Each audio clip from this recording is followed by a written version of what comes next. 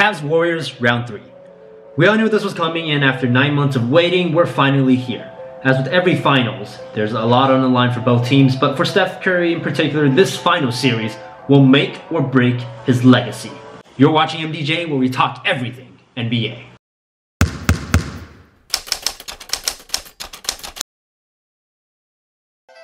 What's up guys, my name is Mark and I want to take you back to the 2015 NBA Finals. This is the year the Warriors won their first championship and sparked a bandwagon revolution.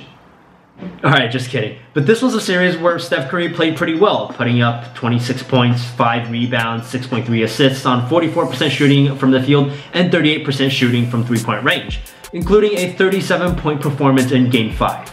However, he was overshadowed by Andre Iguodala, who turned the series around for the Warriors and won Finals MVP doing so. And then we fast forward to last year's playoffs, where the Warriors are up 3-1 and then they choked. While there were a number of factors at play, Draymond's suspension being one of them, Curry's horrible performance was one of them as well. His numbers dipped from 30 points, 6.7 rebounds, 5.4 assists, 50% shooting from the field, and 45% shooting from three-point range in the regular season, where he won MVP and the Warriors went 73-9, all the way down to 22.6 points, 4.9 rebounds, 3.7 assists, and only 40% shooting from the field.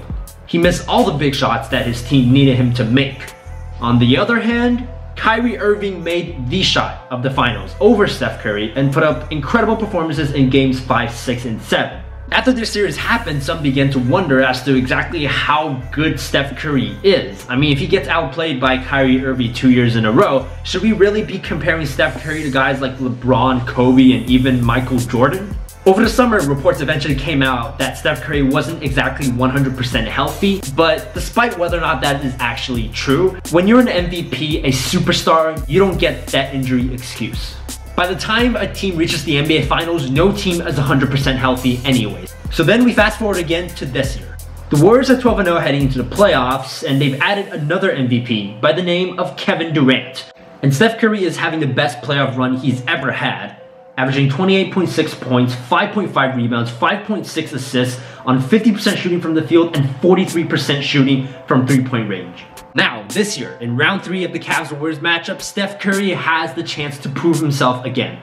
He's up against a LeBron James that's putting up career numbers at 32 years old, and more importantly, a Kyrie Irving, who's playing just as well, if not better, than he did last year. So this is where Curry's legacy comes in. In my mind, there are 3 outcomes that will produce 3 different storylines that will define his legacy. Number 1, the Warriors win the title and Steph gets Finals MVP. If this happens, Curry will be able to silence the critics. He will have beaten LeBron twice in his prime and proved to the world that he can get it done in big moments. And trust me, there will be plenty of big moments in this year's Finals. Number 2, Warriors win the title, but Kevin Durant wins Finals MVP.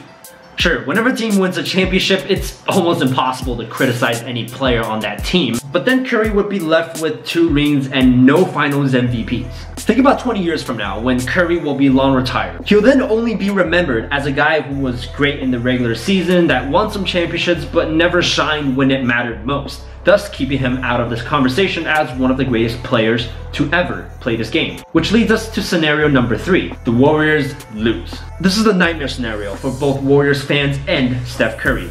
The Warriors losing would mean that Steph is now 1-2 in the finals and 0-2 against Kyrie. This will prompt serious debate as to what extent Curry's success in the regular season is a product of the Warriors' coaching and offensive system. It'd be almost impossible to then argue for Curry as a top 5 or even top 10 player in the league if he gets outplayed by Kyrie Irving 2 years in a row, who in many people's eyes is not a top 10 player. Curry would then be labeled as, and I hate to say it, a choker. And with a 1-2 finals performance, with those 2 losses being a byproduct of his poor performance, could you honestly argue against that choker label? This is why the 2017 finals will either make or break his legacy. And I can't wait to watch it. That is it for today's video. Thank you so much for watching to the end if you did make it this far. Now, if this is your first time here on this channel, make sure to subscribe for more NBA content coming out this summer. Other than that, I got nothing more to add. I appreciate your time as always. And I'll see you in the next one. Feeling kinda strange, feeling kinda off. Don't know what's really going on. I feel like something's up and I can only guess the cause. It doesn't matter when, doesn't matter where. Always hits me when I'm unprepared. I just feel like like it's something